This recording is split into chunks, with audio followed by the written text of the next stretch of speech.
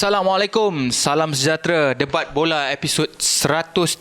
Selamat kembali kepada studio selepas kita telah berkampung di stadium sebanyak berapa hari, aku tak ingat lah, selama berapa hari aku tak ingat. Aku rasa 5 match Amin. 5 perlawanan match. Tapi 2 minggu 3 minggu 2 minggu lah lebih kurang. Dan kini kita kembali ke studio. Saya Amin Fuad bersama dengan rakan saya Amir Arafat. Dengan kembalinya Liga Malaysia, kita nak ceritakan topik-topik hangat untuk anda semua di rumah. Okey Meh, macam mana Meh? Okey ya? Malaysia dah layak ke Piala Asia? Alhamdulillah.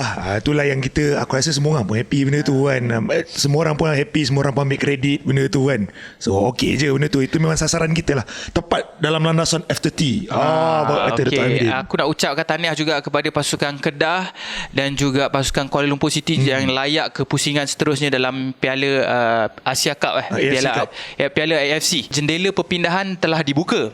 Okey. So hangatlah perpindahan pemain yang masuk keluar kan. Okey, yang kita nak cerita hari ni perpindahan Jordi Amat yang boleh dikatakan perpindahan of the year lah. Betul. Ataupun perpindahan paling orang kata berharga lah. Betul. Kan, sebab Jordi Amat adalah pemain yang orang kata antara pemain yang terkenal di kancah bola sepak di Eropah. Dan juga kita nak bercerita sikit tentang Daniel Ting. Amir ada info baru. Info baru Daniel Ting Amir ada macam apa spice sikit dekat KL punya camp kan. Dan juga kita nak bercerita tentang apa status Ife Dayo ni.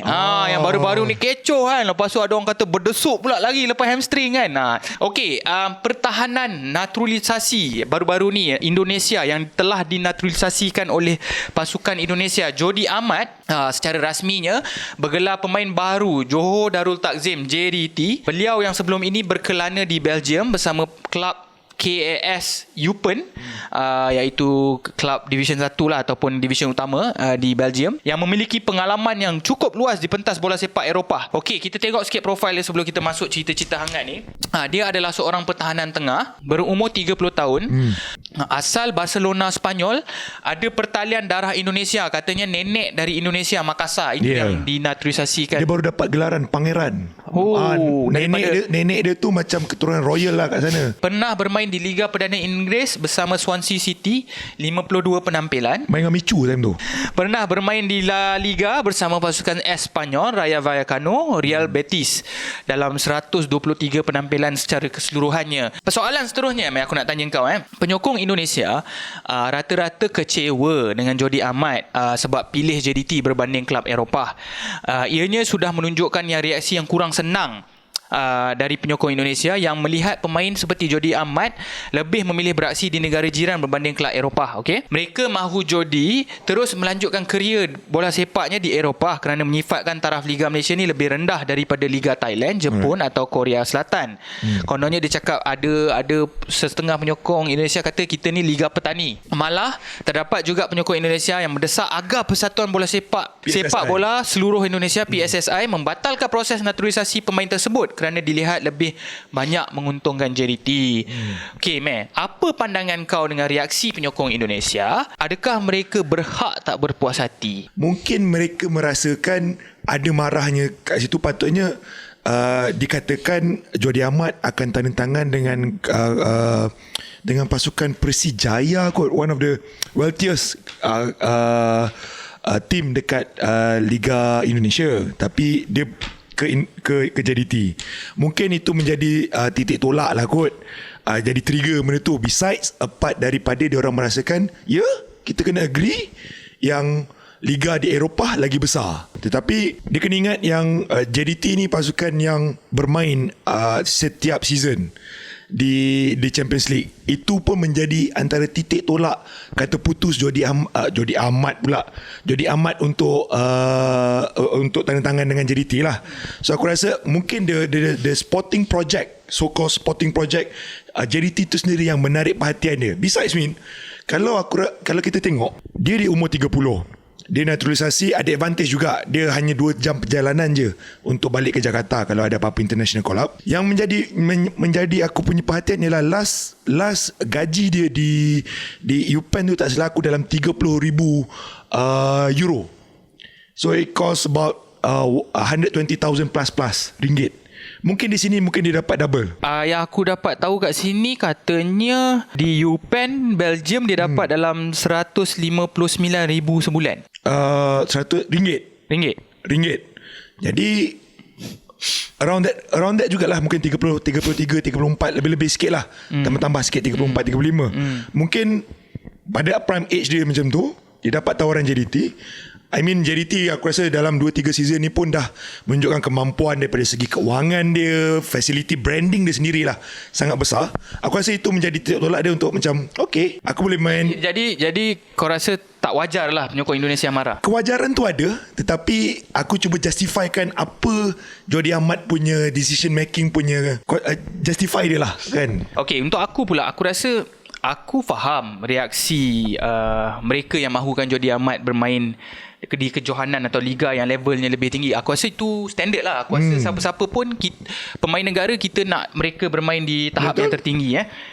Dan kita harus akui macam Amir cakap, Liga Jepun, Korea, setengah Liga Arab atau mungkin liga-liga di Eropah mungkin lebih kompetitif. Betul. Bukan mungkin, memang lebih kompetitif daripada Liga Malaysia.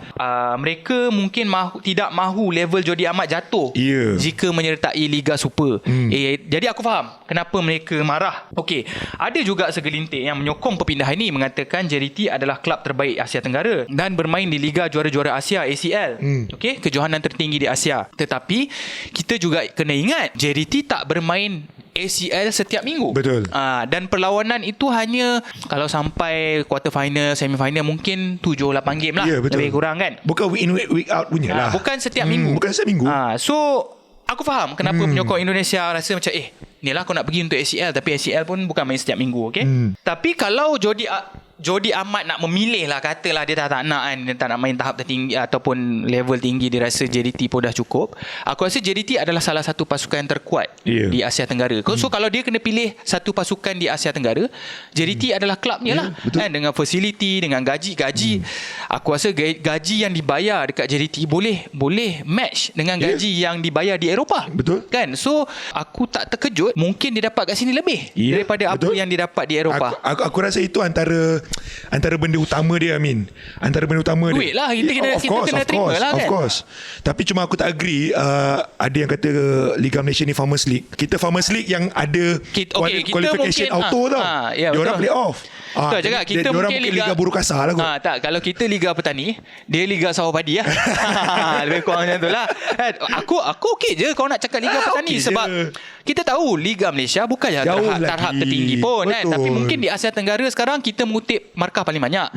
Tapi aku rasa kita masih lagi di belakang Thailand. Betul. Tapi kalau kau cakap Liga Malaysia Petani, Liga Indonesia tu itulah kan. Cuma aku rasa bila kita bercakap dalam konteks Southeast Asia, mungkin JDT ialah pasukan yang sesuai untuk dia meets all the criteria, main ACL semua. Mungkin yang paling dekat ialah Biji Patung. Tapi tak boleh lah nak bayar gaji dia mungkin facilities dia lagi semua kan. Mungkin dari segi facility mungkin boleh fight lah, tapi dari segi gaji mungkin JDT lagi boleh bayar lagi banyak kan. Betul. Sebab kita tahu gaji di Liga Thailand, kebanyakan klub di Liga Malaysia memang boleh fight lah. Okey, Jordi Amat jelas sebab sertai JDT bukan kerana wang semata. Ini dalam temu ramah dia, tetapi ada alasan kukuh tersendiri. Kau rasa alasan yang kukuh tu boleh diterima? Alasan kukuh tu boleh diterima lah, Min, sebab benda tu dah wujud pun. Maksudnya kelab yang offer tu dia dah ada. Dia cakap facilities yang bagus, and then jarak yang dekat. Aku rasa it's a valid reason lah untuk dia merasakan apa yang soalan kau tu. Aku rasa valid je. Soalan dia valid je. Yalah, okey. Alasan utama dia satu, dia cakap pasal ACL lah. Tapi aku pun ada sebut juga ACL bukan setiap minggu. And then dia cakap menegaskan kerana lokasi bola sepak Asia yang dekat dengan Indonesia, sekalinya memudahkan urusan dia untuk ke Indonesia kalau ada menyertai skuad Garuda. Dia juga tujuan dia juga nak sesuaikan dalam bola sepak Asia lah. Tapi bagi aku yang tu nak sesuai bola sepak Asia pun, dia nak biasa main Padang Stadium National tu kot macam tu. Tak tahulah kan. Tapi kalau kau tanya aku, Eropah kalau datang sini tak ada beza pun lah kan. Kalau kau dah biasa kat Eropah kan. Dalam satu temu bual pun Jordi cakap dia menolak tawaran yang lebih tinggi dari klub lain kerana mempercayai projek JDT. Ini dia cakap Dalam satu kabar angin, aku tak tahu betul ke tidak yang aku baca, Jordi ada menerima tawaran bermain di Greece bersama klub Panathinaikos dengan dengan gaji sebanyak €60,000 sebulan, iaitu $276,000 sebulan. Namun tawaran itu ditolak kerana tidak mencapai kehendak Jody. Aku tak tahu kalau di offer $276,000 sebulan, aku tak tahu JDT bayar dia berapa. Kan? Atau cerita dia macam ni lah. Bagi akulah, kalau betul dia nak main the JDT kerana gaji, tak salah pun. Betul. Memang tak salah. Cumanya aku faham kenapa penyokong Indonesia marah, sebab dia rasa macam mungkin bermain di Panathinaikos ataupun di Greece levelnya lebih tinggi. Itu saja. Tapi bagi aku kalau dia main sebab gaji, pemain bola sepak memang aku rasa tu right je, Min. So Jody pun umur dah 30 tahun. Beliau tak perlu bermain terlalu kompetitif dah sebenarnya. Betul. Tapi ini bahayalah bila beliau tak perlu bermain terlalu kompetitif. Benda ni yang kita takut untuk pasukan kebangsaan lah. Tapi tak salah lah kalau beliau nak kumpul duit. Sebab benda ni jadi macam Dion Kools. Sebab orang kata kalau Dion Kools balik JDT, orang marah juga. Sebab kalau dia boleh bermain lagi di Eropah, kenapa dia perlu pulang? Kita bermain soal wang, soal duit. Macam mana, Meh? Cash is king, king is rakyat. Cash is king, king is rakyat. So kau pun tahu keputusan Dion Kools nanti macam mana. Which kita tak akan cerita sekarang, kita akan cerita bila dia dah betul-betul pindah JDT. Kita akan cerita nanti. Ada penyokong Indonesia suruh batalkan proses naturalisasi Jody Ahmad bersama Indonesia kerana hanya menguntungkan kelab JDT. Wajar? Aku rasa sebenarnya kena tengok the konteks yang lebih besar lah. Penyokong Indonesia belum lagi memahami benda ni. Kita dah rasa benda ni dekat 7-8 tahun lebih advance. Whatever it is, kalau dia perform di national team, kita tetap sokong. Maksudnya di sini kita pernah banyak juga ada banyak star yang dilonggokkan di satu pasukan, dan bila di national team kita tetap sokong whatever it is kan. Sebab aku rasa the bigger context tu ialah national squad. Sebab the root of dorang punya cerita pun dorang rasa takut performance turun. Tapi kalau dia perform kita okey je. Cuma itulah tu cakap dia masalahnya bila dia tak perform. Time tu kita akan cari alasan. Itulah sebab itulah kau buat macam tu. Contohlah kan. Tapi betul lah cakap Amir, bagi aku tak wajar lah sebab Jody Ahmad ni salah satu pemain yang berkualiti kan. So daripada masuk Makassar tu, apa Makassar? Persijaya. Makassar tu asal Makassar dia bagi dia pangeran tu adalah macam putera prince. Macam putera Nadir lah. Putera Nadir. So bagi aku tak wajar selagi dia perform untuk pasukan nasional, timnas Indonesia. Selagi itu bapak, kamu tunggu dulu hasilnya. Tapi kalau tak jadi, boleh hentam, boleh. Bisa parang. Kita tutup cerita Jody Ahmad. Amir ada info sikit pasal Daniel Ting ni. Kita nak masuk cerita Daniel Ting. Okey. Pemain pertahanan kacukan negara Daniel Ting kembali ke pangkuan kelab lamanya Johor Darul Takzim selepas meninggalkan Kuala Lumpur City pada awal musim ni. Presiden KLFA Khalid Samad kemudiannya mendedahkan faktor utama mengapa Daniel meninggalkan KL City adalah kerana pemain itu enggan mengambil suntikan vaksin susulan peningkatan kes COVID-19 Mac lalu. Ini quote dia lah. Daniel tidak mahu mengambil suntikan vaksin dan sekarang sudah berada di UK. Dia dah tinggalkan KL City, kata Khalid. TMJ pula kata Daniel sudah melengkapkan vaksin beliau dan pemain tersebut sudah pun bebas, ejen bebas lah. Dan menurut Tunku Ismail, tujuan kelab menandatangani Daniel supaya dapat memberi persaingan sihat buat beliau dan Corbin selaku penhadang kiri untuk memberi impak positif buat pasukan. Ini quote TMJ lah. Saya mahu posisi back kiri kini ada saingan. Dan ketika ini Corbin beraksi di posisi berkenaan dan saya tidak mahu dia terlalu selesa. Malah jika berlaku sesuatu kepada Corbin, sudah tentu ada pengganti yang menggalas tugas di posisi back kiri. Sekarang ni perpindahan yang baik buat Daniel Ting, tapi undang kontroversi. Mengundang kontroversi sebab macam tadi dia cakap tak nak vaksin. Lepas tu tiba-tiba balik nak vaksin dan jadi ejen bebas pula kan. Tapi sebelum kau cerita info kau tu, aku jawab dululah. Menurut JDT, Daniel adalah ejen bebas dan JDT menandatangani kontrak secara percuma. Betul. Sebelum ini bersama KL memang dah ini cerita yang sebelum ni masa dia dengan KL pun dah ada kabar angin. Ada pasukan yang nak berminat untuk khidmat Daniel Ting, tapi perlu bayar pampasan kepada KL. Jadi rezeki lah sebab tak nak ambil vaksin, KL terpaksa batalkan kontrak. Ini yang kita dengar. Okay, sebab masa tu rumours tu kuat katanya Selangor yang nak beli. Katanya lah. Selangor memang selalu melepas. Bukan melepas, jadi mangsa. Selangor dulu, tahu-tahu Selangor tak minat pun. Tahu-tahu terkono. Selalu gitu kan. Macam apa, kes apa yang sebelum ni? Sumare. Sumare. Tahu-tahu dapat WhatsApp Sumare apa semua, tahu-tahu pergi kelab Thailand. Mungkin lah kot Selangor minat, kita tak tahulah kan. Ini komen Ketua Jurulatih KL City Boyan Hodak selepas ditanya. Dia kata, quote, "Saya sangat gembira mendengar dia sudah mengambil vaksin dan dia kembali. Saya gembira untuk dia kerana dia mendapat gaji 3 kali ganda lebih tinggi di Johor. Gaji adalah satu hal yang kita tak boleh lawan." Dia cakap, pemain berhak untuk itu. Bagi saya ucapkan selamat maju jaya. Masa dia cakap tu, aku tengok raut wajah dia macam panas lah. Orang kata tengah panas lah dia cakap. Itu statement sarkastik ni. Sarkastik dalam bahasa Melayunya apa? Sarkastik dalam bahasa Melayu ni macam perli lah. Macam perli lah kan. Aku punya andaian, mungkin tawaran gaji tu banyak, terus dia setuju nak ambil vaksin. Terus cucuk. Apa-apa pun, Daniel adalah pemain backup kepada Corbin. Beliau juga pernah bermain bersama JDT 2 sebelum ni. Dan aku ucapkan selamat tinggal lah kepada Syami Safari, sebab confirm dah tak dapat main lah sebelah kiri tu kan. Siapa lagi backup Corbin?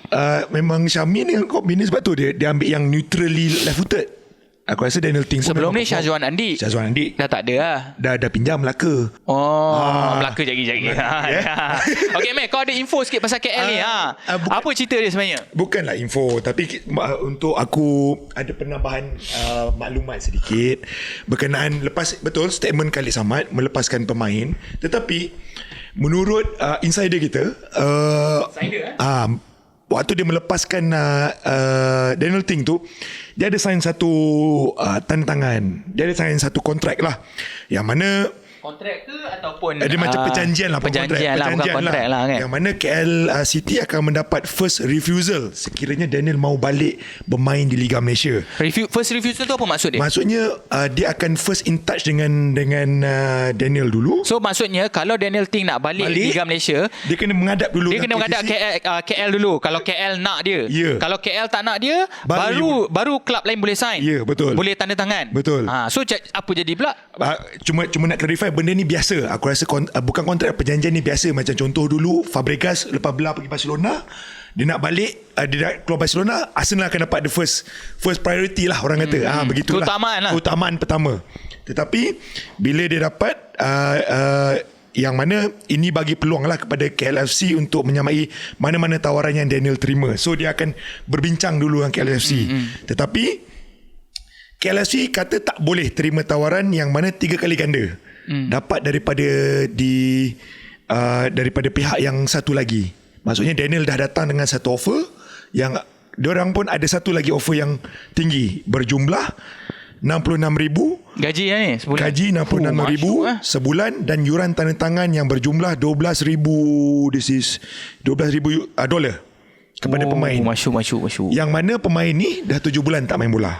Jadi mungkin diorang tengok feasibility untuk sign ni mungkin rasa macam kurang menyenangkan lah. Ya, tapi yang tak bestnya KL tak dapat apa-apa. KL tak dapat apa-apa. Tapi daripada segi legal, kalau kita tengok kat sini isu dia, memang secara legal dia memang legit lah benda tu. Yalah, legit. Memang legit. Sebab tapi, dah agent bebas. Cumanya isu ni jadi bila kau tadi mention awal-awal, ada tim nak Daniel Ting boleh, tapi kena ada bayar pampasan. Tetapi kita tak tahu apa cerita di sebalik dia lepas tu kan. Siapa tim tu. Biasalah Malaysia ni tak pernah ada transparent dia. The thing is, dekat Malaysia ni kita jarang nak mendengar tentang transfer fee ataupun wang perpindahan. Sebab kelab-kelab kecil ni sebenarnya sepatutnya diorang patut mengharapkan wang-wang pampasan ni untuk kira macam bisnes lah. Sebab kebanyakan kelab di Eropah, diorang sebenarnya survive sebab wang pampasan ataupun wang perpindahan ni. Ekosistem tu ada. Ekosistem tu ada. Kita tak ada ekosistem tu. Kita tahu-tahu free. Tebus kontrak. So itu jadi, itu yang mungkin aku rasa banyak penyokong KL especially marah lah. Sebab isu ni bukan isu pertama kali. I mean kita akan faham kita punya viewers akan komen kat bawah pasal jealousy and so on. Jujur lah aku cakap, aku tak tahu lah saya Amin, tapi jujur aku cakap mungkin aku akan jealous dengan apa yang JDT ada facilities. Tetapi bukan aku sampai tahap macam busuk hati lah. Cuma bila macam tahap macam player macam daripada zaman dulu lagi, Syarudin Talaha and so on, kita tak pernah ada satu bayaran berapa. Macam contoh Syami Safari sendiri pun kita tak tahu. Kita hanya tahu dia bayar sendiri. Dia bayar sendiri macam tu, dengan jumlah yang memuaskan hati. So kita nak sebenarnya ada transparency. Dan kita nak ada transparency. Sebenarnya aku tak kisah, JDT is the best team in Malaysia, no doubt. And the best team dekat Southeast Asia, and one of the best team sekarang dekat AFC Champions League. Dia nak kumpul semua pemain terbaik kat situ. No problem. Tak ada masalah. Cumanya kita nak lihat macam ada contribution kepada pasukan-pasukan kecil lah. Itu saja. Macam wang perpindahan ke apa kan. So tapi tak apalah kalau Amir pun cakap dari segi legal pun kita tak boleh buat apa kan. Itu susah lah. Tapi bagi aku untuk macam kalau macam Daniel Ting ada 2-3 tahun kontrak lagi, jadi tak best lah kan? Sebab yelah dia pemain KL kan, lepas tu dia batalkan kontrak dia, lepas tu sepatutnya dapat wang pembasahan, kecuali lah kalau betul kontrak dia dah habis kan. So kita faham bab tu kan. Kita pun faham juga penyokong KL City, sebab apa KL City bagi peluang balik, sebab Daniel Ting dah bersara untuk 2 tahun. Lepas last team aku dengan PKNS, dia bagi Daniel Ting shine balik. Itu yang jadi tak best. Kalau aku sebagai penyokong KL, aku kecewa lah bab tu kan. Dan aku tahu, aku ada kawan penyokong KL yang diorang pun kecewa. Diorang pun rasa macam kita at least patut dapat pampasan sikit lah kan. Tapi tak apalah, kita move on. Dari segi legal memang kita tak boleh cakap apalah kan. Okay, kita move on. Habis ke Ifedayo. Ifedayo apa? Olusegun. Olusegun. Okay, yang ni kelakar sikit lah cerita ni. Aku pun tak tahulah. Ada laporan dari berita harian yang mengundang kontroversi yang berbunyi sebegini. Ini perlawanan sebelum menentang JDT. Menurut Ketua Jurulatih Melaka United Asri Ninggal. Okey. Berkata Ifedayo bersama Fadli Saz dan Syazwan Andir antara tunjang utama Melaka United musim ini. Namun mereka tidak dapat diturunkan kerana status pinjaman sekaligus ketiadaan mereka amat dirasai anak buahnya. Dan benda ni mengundang tanda tanya kan, bila dia dah buat statement ataupun berita harian yang keluarkan statement, dan aku tengok balik berita tu dah ditukar statement tu.